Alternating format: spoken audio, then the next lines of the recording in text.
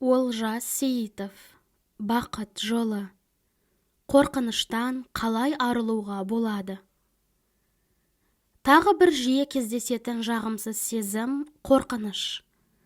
Адам жылдар бойы қорқуға еш негіз болмаса да, қорқынышпен өмір сүруі мүмкін.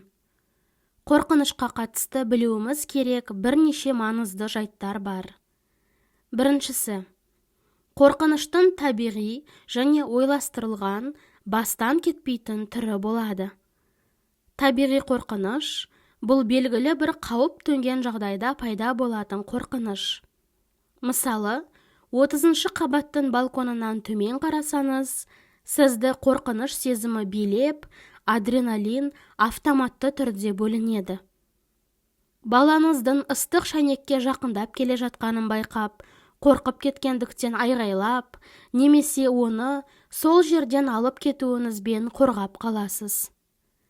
Түнде серуендеп жүріп, бұзақылары көп қауіпті аймаққа тап болсаңыз, қорыққандықтан сол жерден қалай қашып кетуге болатынын ойлай бастайсыз.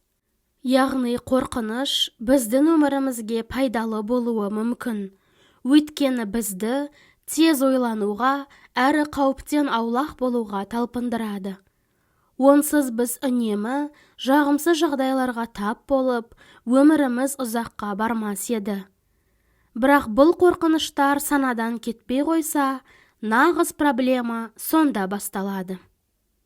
Мысалы, 2-ші қабаттың балконынан қарап тұрғанда, жүрегіңіз қатты соға бастайды.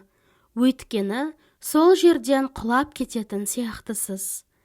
Тіпті үй ішіне кірсеңіз де, денеңіз жарты сағат бойы стрессте болады. Немесе бала салқын шәйнекке қолын тигізеді. Ал сіз шәйнектің ыстық болуы мүмкін екенін елестетіп, қара терге түсесіз.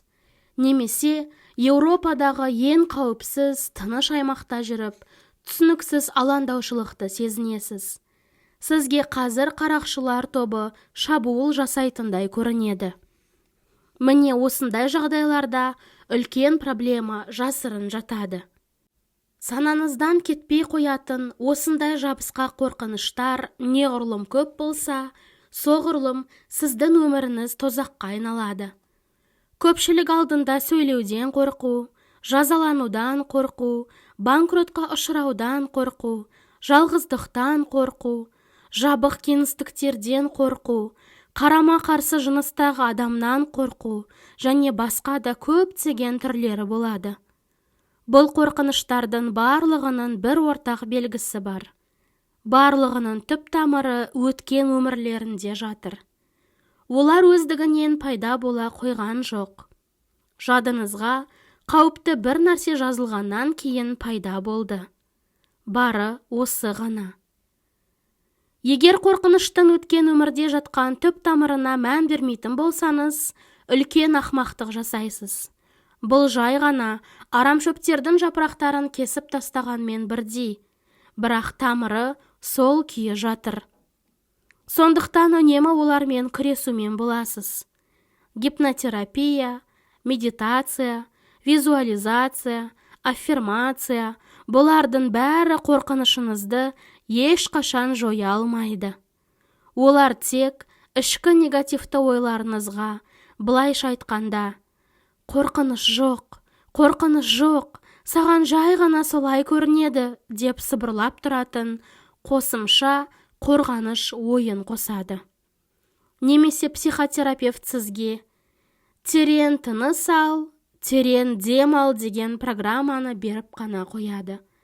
Ал егер діндар болсаңыз, дұға етесіз, пайғамбарлардың есімін айтып, жоғары күштердің көмегіне үміттенесіз. Егер эзотерик, не емшілердің күшіне сенетін болсаңыз, сіз мантраларды оқисыз, әртүрлі рәсімдерді орындайсыз, өзіңізді тыныштандыруға, не түп санаңызды алдауға тырысасыз. Бұлардың тиімділігі шамалы ақ. Бұл әрекеттер тек бастапқы кезде 2-3 рет қана көмектесе алады.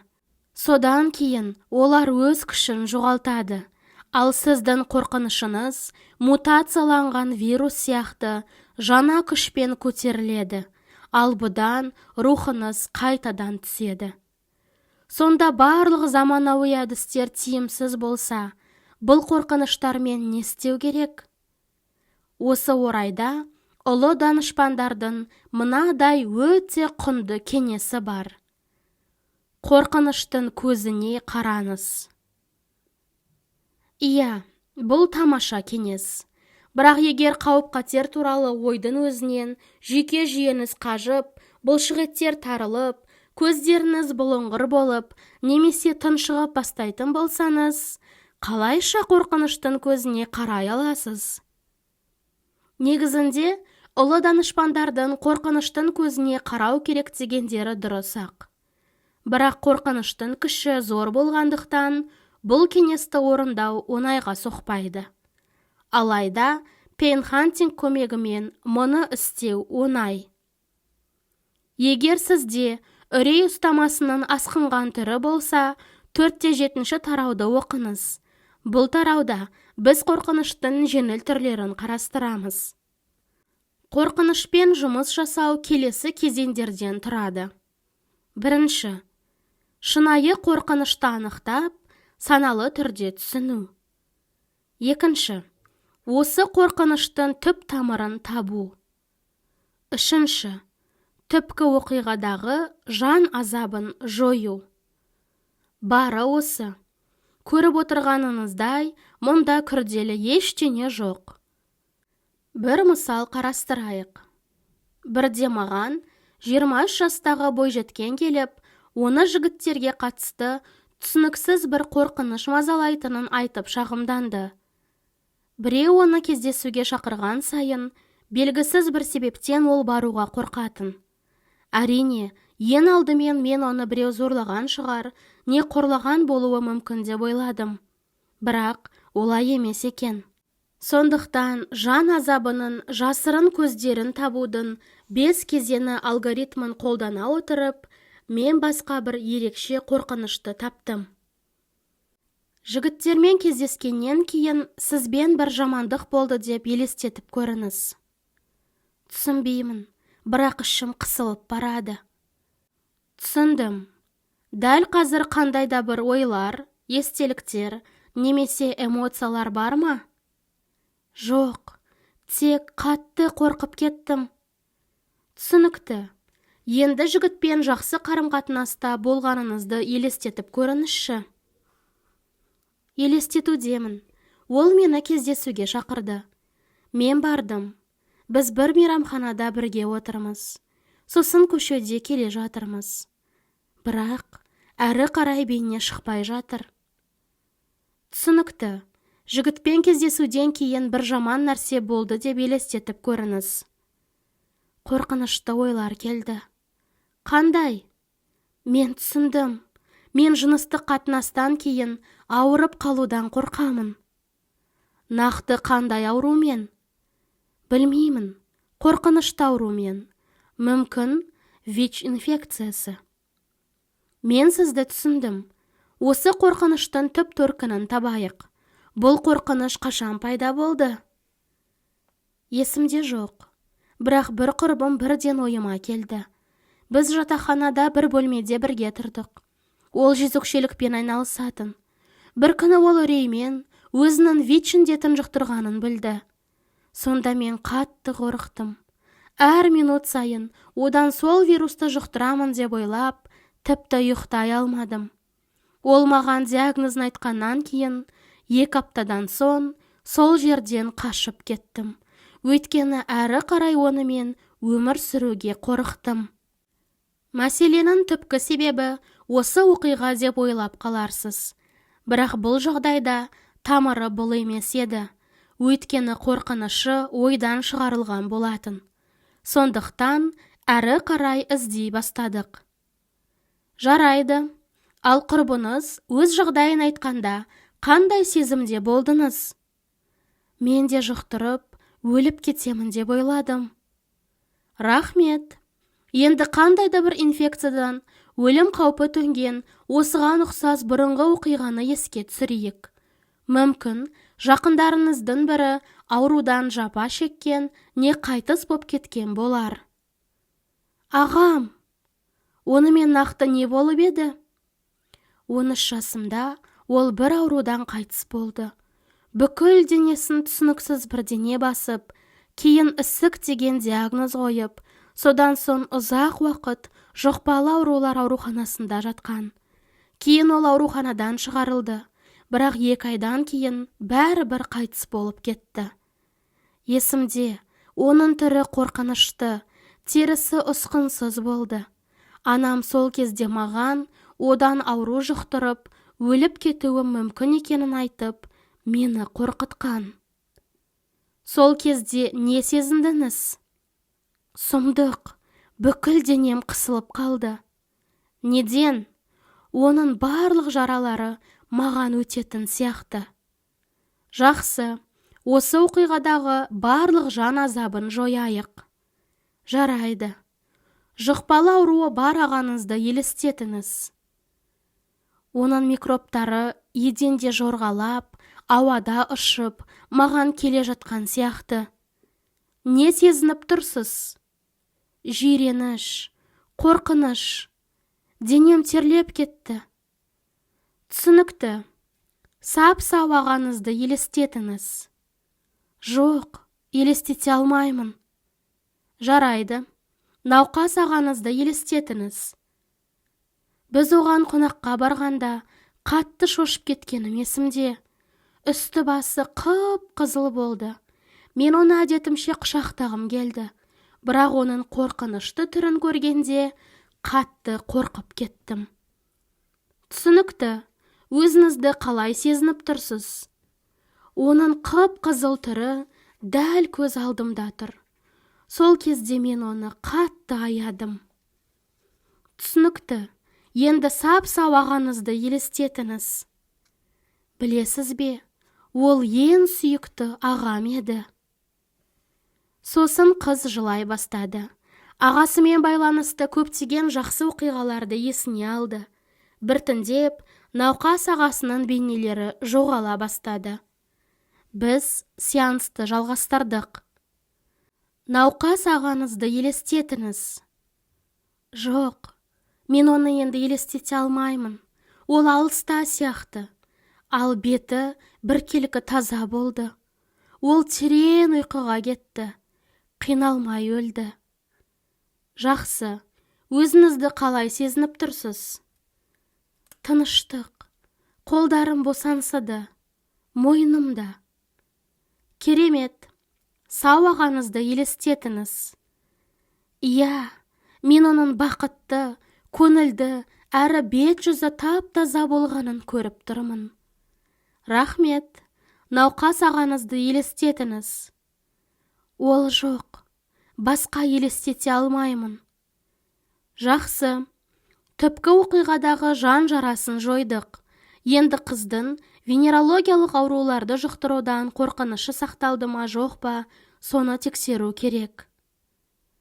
Жатақханада бірге тұрған құрбыңызды тексерейік. Онымен бірге тұрып жатқаныңызды елестетіп көріңіз. Иә, елестетіп жатырмын. Қалай? Одан жұқтырудан қорқыныш бар ма? О, Құдайым-ай, қорқынышым қайда кеткен? Қорқыныш сезбей тұрсыз ба? Сезбей тұрмын. Оған қатысты әрқашан қорқыныш сезетінмін. Оны есіме алғанда бүкіл денем тырысып қалатын. Енді мен оған қарап отырмын. Біз жақсы әңгімелесіп отырмыз. Негізі сол ауру тек қан арқылы және жыныстық жолмен беріледі ғой. Мен мұны білдім, бірақ сонда да қорқатынмын. Ал қазір сол қорқынышты ойдан шығарғаныма күлкім келіп отыр. Керемет, енді жігіттерге оралайық. Жігітпен кездескеннен кейін бір жаман нәрсе болды деп елестетіп көріңіз. Мен жаман ештеңе көріп тұрған жоқпын. Интимдік бейнелер елестете бастадым. Сіздің алдыңызда аздап ыңғайсызданып тұрмын. Ұялмаңыз, бұрын интимдік бейнелерді елестеткен бедіңіз? Жоқ, ешқашан. Жақындасуды елестетуден әрқашан қорқатынмын. Жігіттер жай ғана құшақтап, не сүйіп жатса, мен үнемі тырысып қалатынмын. Бірақ неге сонша қорқатынымды ешқашан түсінбейтінмін. Сөйтсем, түп санамда олардан бір сұмдық ауруды жұқтыратын болдым деген ойдан шығарылған қорқынышым болғандықтан босаңсай алмаған екенмін. Осы мысал арқылы қорқынышты жою қиын емес, тіпті қызықты екенін түсіндіңіз. Байқағаныңыздай, қыздың интимдік жақындасудан қорқынышы ауырған ағасымен болған оқиғаның астарында жасырын жатқан. Бұл түп санамыздың қисынсыз әрекет ететінін көрсетеді. Ойлап көріңізші, осылай болатынын кім ойлап табар еді? Мұндайды ешбір экстрасенс таппас еді. Ешбір психолог клиенттің ойын осындай ізденіске бағыттай алмас еді. Ал пейн-хантингте осыған ұқсас жағдайларды көп кездестіресіз. Түп тамыры әрқашан клиенттің ойына кіріп шықпаған жерде жасырын болады. Сол себептен де ол азап шегеді. Мұны есте сақтаңыз. Қорқынышпен байланысты тағы бір тұзақ, оның жасырын және ашық түрі болуы мүмкін. Ашық қорқыныш бұл адам санасымен түсінетін қорқыныш. Мысалы, ол биіктіктен қорқатынын нақты біледі. Немесе өзгелердің мақұлдамауынан, бас тартуынан қорқады. Я болмаса, жазадан, сәтсіздіктен, банкротқа ұшыраудан және тағы басқаларынан қорқады. Бұған барлық фобиялар мен үрей ұстамасы жатады. Ашық қорқынышты жеңу оңай. Бірақ өкінішке орай, бізде жүздеген жасырын қорқыныштар бар. Бұл ойға кіріп шықпайтын қорқыныштар. Өмірде болған оқиғаны мысалға келтірейін. Бір күні маған 45 жастағы кәсіпкер әйел келіп, ақшаның тоқырауына шағымданды. Ауада ілулі тұрған көптеген кірістері бар. Яғни ол бұл ақшаны бірнеше ай бойы күтеді, бірақ олармен үнемі бірдеңе болып, соңында сол қаржыға қолы жетпейді. Сомалар жеткілікті үлкен. Оның айтуынша, ең болмағанда бір келісім жасалып, ақша қолға түссе, ол бірден ата-анасына үй сатып алар еді. Ол сөйлеп жатқанда әңгімесінен және эмоцияларынан сол ақшадан қорқатынын бірден түсіндім. Бірақ, бұл ақшадан қорқасыз ба деген сұраққа ол бірден жоқ деп жауап берді. Ол көптеген түрлі тренингтерге барғанын және қомақты ақшаға қатысты қорқынышпен жұмыс жасап, қазір бұған қатысты еш уайымы жоқ екенін түсіндірді. Мен оны осы мәселемен қайта жұмыс жасауға көндірмей, жан азабының жасырын көздерін табудың 5 кезеңі алгоритмі бойынша жұмысты жалғастырдым. Алғашқы 4 кезең әрине нәтиже бермеді. Бірақ 5-шісінде оның беті қызара бастағанын байқадым. Оны ашу кернеп тұрды. Негативті ұстанымдарын санасынан қуа алмағандықтан ызалы екенін түсіндім. Мен одан жан дүниесінде не болып жатқанын сұрадым. Ол бұлай деп жауап берді. Ештеңе болған жоқ. Маған бір чемодан ақша келгенін көріп тұрмын. Не сезініп тұрсыз? Қуаныш, бақыт, мақтаныш сезімі. Бәріне мен бұны істедім деп айтқым келеді. Егер сіз онымен не болып жатқанын түсінген болсаңыз, бұл жай ғана ақыл ой ойыны екенін ұққан боларсыз. Адам біреуге бірдеңені дәлелдегісі келгенде, ол өшпенділікте болады. Яғни, қауіпсіздік қызметі әлі де жұмыс істеп тұр. Демек, теріс ұстанымдар жойылған жоқ. Сондықтан әрі қарай жалғастырдым. Жақсы, сол ақшаны таппағаныңызды елестетіп көріңіз. Мен оны табамын. Мұрыннан қан шыққанша жұмыс істесем де, сол ақшаны табамын. Түсіндім. Өзіңізді қалай сезініп тұрсыз? Денем ысып барады. Рахмет. Сіз бұл ақшаны таптыңыз деп елестетіп көріңіз. Көріп тұрмын, сол ақшаны жаратайын деп тұрмын. Бірақ батыл түрде алдым да сейфке салдым. Өзіңізді қалай сезініп тұрсыз? Неге екені белгісіз, мен қорқып тұрмын. Міне, біз бастағы тарақанды ұстадық. Ол қомақты ақшадан қорқынышы бар екенін жоққа шығарса да, түп сананы алдай алмайсың. Егер негативті ұстанымға жан-жақты шабуыл жасасаңыз, ол бәрібір шығады. Жан азабының жасырын көздерін табудың 5 кезеңі алгоритмі жұмыс істеп тұрғанда, өзіңізді алдау, ұстанымдарды жасыру әрекеттері сізге көмектеспейді. Біз әрі қарай жүрдік. Бұл не қорқыныш? Толығырақ айтып беріңізші. Неге екені белгісіз, мені аңдып жүр. Мен бұл чемоданмен абыржып тұрмын. Сізді түсіндім. Артыңыздан аңдыған нақты кім сонда? Қаржы полициясы. Түсінікті, яғни бұл ақша заңсыз ғой. Қаржы полициясы неге келеді? Жоқ, бәрі заңды. Біз заңдағы барлық мүмкіндіктерді пайдаландық. Сондықтан алаңдауға негіз жоқ. Түсінемін, бірақ сонда да не сезініп тұрсыз? Сізге қазір бәрі заңды екенін айтып отырмын. Бұл ақшадан қорқудың қажеті жоқ екенін ақылыммен түсініп тұрмын. Бірақ қандай да бір себеппен іш құрылысымда жайсыздықты сезіп тұрмын. Бір нәрсе қысылып барады. Сонда әлі де қорқыныш бар ғой? Иә. Түсінемін, дәл осындай сезімді бастан өткерген бұрынғы ұқсас оқиғаны еске түсіріңізші. Ой, жоқ, мен ол оқиғамен жұмыс жасап қойып едім ғой. Нақты нені айтасыз? Ақша үшін мені бір рет өлтірмек болды. Толығырақ айтып беріңізші. Әйел бұрынғы күйеуінің өте жақсы финансист болғанын және ауадан ақша табуды білетінін айтты. Бірақ бір күні ұрылар оның ақшасына көздері түсіп, үйлеріне басып кіріп тонаған. Әйелге сес көрсеткен. Олар қылмыс сюжеті бар фильмдегідей, бірден оның аузын да, көзін де жауып байлап қойған. Сол сәтте әйелдің зәресі қалмай, қорқынышты ұстанымдары пайда болған. Олар қарама-қарсы жағдайлар әдісін қолдану арқылы толығымен шықты. Сізді тонап жатқанын елестетіңіз. Мен ас үйде таңғы ас ішіп отырмын. Сосын есікті біреу қақты. Мен еш ойланбастан, тіпті глазокқа қарамай есікті аштым.